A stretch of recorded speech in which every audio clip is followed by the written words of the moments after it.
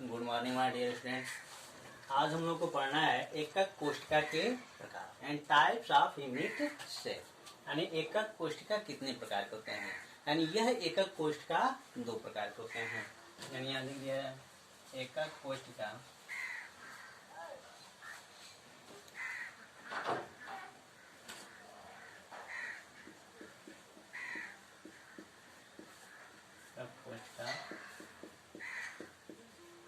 दो प्रकार के होते हैं। पहला क्या होता है कि बेसिक यूनिट सेल यानी मूलभूत एकक कोशिका। पहला होता है मूलभूत एकक कोशिका। एकक कोशिका या कोशिका दोनों कह सकते हैं। कोशिका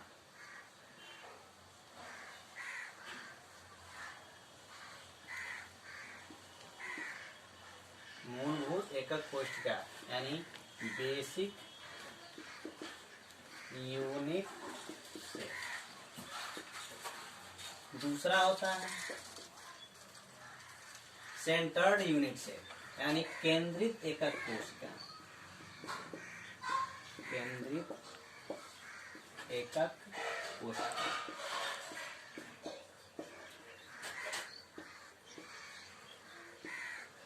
सेंटर्ड यूनिट सेल। यानी अभी मैं बताया हूँ ये कोशिका कितने प्रकार के होते हैं, दो प्रकार के होते हैं। पहला होता है बेसिक यूनिट सेल जिसको मूलभूत एकक कोशिका कहते हैं। दूसरा होता है सेंटर्ड यूनिट सेल जिसको हम केंद्रित एकक कोशिका कहते हैं। अब हम बात करें कि मूलभूत एकक कोशिका क्या होती है। जैसे हम यहाँ ले लें कि सबसे पहले हम मूलभूत एकक कोशिका के बारे में देखें।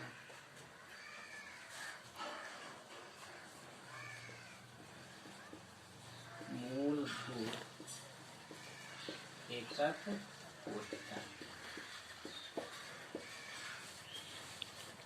यानी इसको हम इंग्लिश में क्या कहते हैं, बेसिक यूनिट सेल। ठीक, कोई क्यूब है यानी कोई घन है, घन तुम पहले बनाना।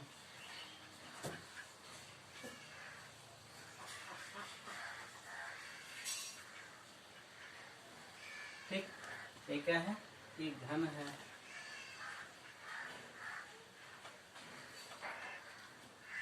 तो अब हम बात करें कि बेसिक यूनिट सेल किसे कहते हैं या मूलभूत एकक कोशिका किसे कहते हैं। यानी वह यूनिट सेल जिसमें उसके अवयवी कण केवल कोनों पर उपस्थित हो। जैसे जो ये क्यूबिक यूनिट सेल है, इसमें जो उसके अवयवी कण हो कहाँ स्थित हो, कोनों पर स्थित हो। तो इस प्रकार के कोशिका को हम क्या कहते हैं, मूलभूत एकक कोशिका कहते हैं। दूसरी अगर हम बात करें कि केंद्रित एकक कोशिका क्या होती है, यानी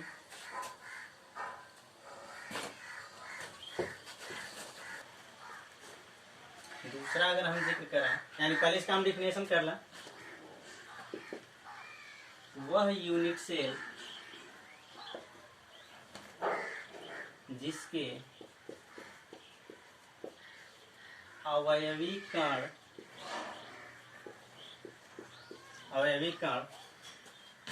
उसके कोनों पर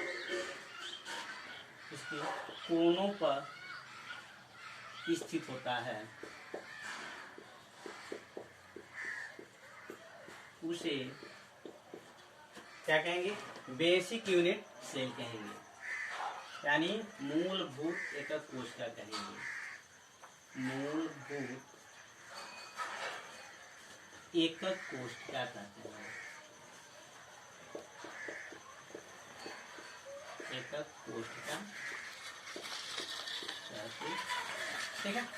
यानी इसमें जो इसके कार्नर है, कितने कार्नर हैं, 1 2 3 4 5 6 7 8।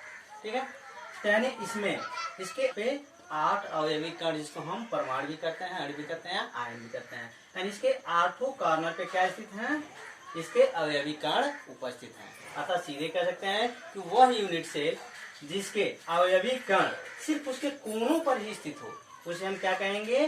मूलभूत एकक कोशिका या बेसिक यूनिट सेल कहते हैं। अब हम दूसरा बात करें, दूसरा क्या होता है? केंद्रित एकक कोशिका। केंद्रित एकक कोशिका,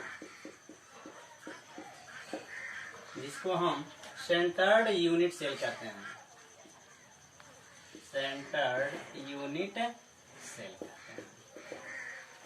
यानी सेंटर्ड यूनिट सेल में क्या होता है कि इसमें भी जो उसके अवयवी कण होते हैं वह कोनों पर उपस्थित होते हैं, लेकिन कोनों के साथ साथ उसके सेंटर पे भी उपस्थित होते हैं। तो इस प्रकार के यूनिट सेल को हम क्या कहते हैं? केंद्रित एकक कोशिका कहते हैं। अर्थात वह यूनिट सेल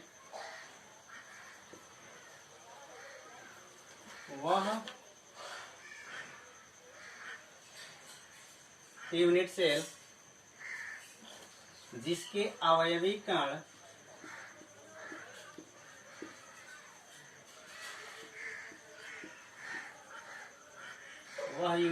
जिसके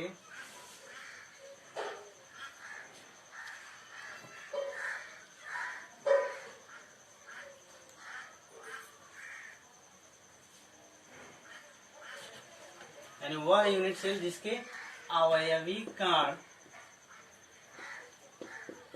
कोनों के अतिरिक्त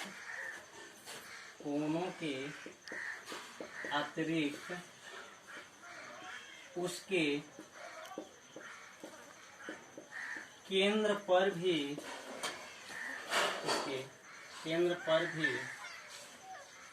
उपस्थित होता है,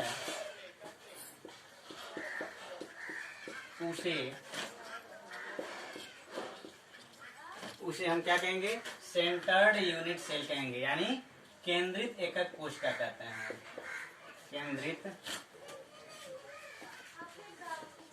एकक कोशिका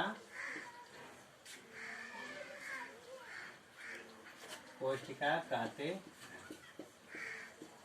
यानी अभी मैं बताया हूं कि वह यूनिट सेल जिसमें उसके अवयवी कण कोनों के अतिरिक्त उसके केंद्रों पर भी स्थित होता है, उसे हम क्या कहते हैं? केंद्रित एकक कोशिका कहते हैं। जैसे यहाँ पे अगर देख लिया जाए,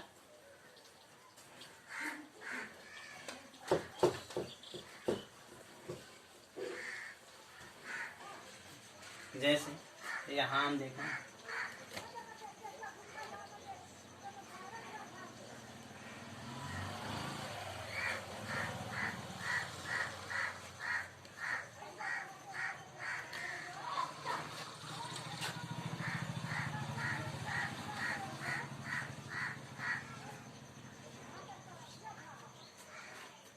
तो यहाँ पे हम लोग देख रहे हैं कि जो बेसिक यूनिट सेल था, इसमें बेसिक यूनिट सेल में जो उसके अवयवी कण थे उसके कोनों पर स्थित था, लेकिन जो सेंटर्ड यूनिट सेल है, सेंटर्ड यूनिट सेल में जो इसके अवयवी कण है वो तो कोनों पर उपस्थित है। कोनों पर उपस्थित होने के साथ साथ इसके सेंटर पर भी उपस्थित होते हैं, उसे हम क्या कहते हैं? केंद्रित एकक कोशिका कहते हैं। अब हम बात करें कि क्रिस्टल सिस्टम, यानी क्रिस्टल सिस्टम कितने प्रकार के होते हैं, तो ये यूनिट सेल का ही वो भी एक क्या है? प्रकार है। तो ये क्रिस्टल सिस्टम 7 प्रकार के होते हैं, जिसको हम बात करते हैं क्रिस्टल सिस्टम के बारे में। तो अभी मैंने बताया कि ये क्रिस्टल सिस्टम कितने प्रकार के होते हैं? 7 प्रकार के होते हैं। यानी क्रिस्टल सिस्टम क्या है? क्रिस्टल सिस्टम, यानी क्रिस्टल सिस्टम कितने प्रकार के होते हैं? ये 7 प्रकार के होते हैं। ये 7 प्रकार के होते हैं। तो इसको सबसे आसान तरीका याद करने का यह है कि सबसे आसान ट्रिक, इसका ट्रिक क्या है कि C2 C2 हर MCTC, हर MCTC, यानी एक क्रिस्टल 7 प्रकार के होते हैं। इसका सबसे आसान तरीका याद करने का क्या है कि C2 हर MCTC। ठीक है, अब हम जाने कि इसका अब होगा क्या, यानी C से क्या हो जाएगा क्यूबिक, यानी पहला क्या हो जाएगा cubic, cubic crystal system, crystal system. दूसरा क्या है टेट्रागोनल, टेट्रागोनल क्रिस्टल सिस्टम। तीसरा क्या होगा आर्थो, क्या होगा आर्थोरोम्बिक,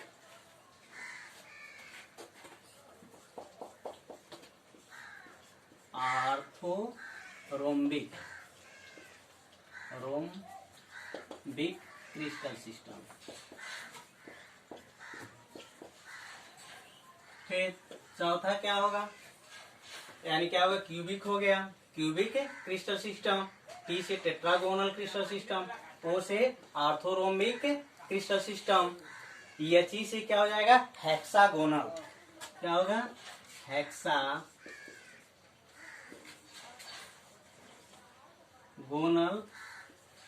क्रिस्टल सिस्टम। फिर आर से क्या हो जाएगा कि रोम्बोहेड्रल, आर से क्या हो जाएगा यानी पांचवा हो जाएगा रोम्बोहेड्रल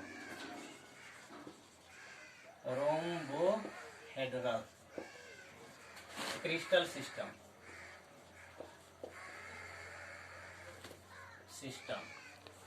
फिर छठा क्या हो जाएगा MC है, तो यानी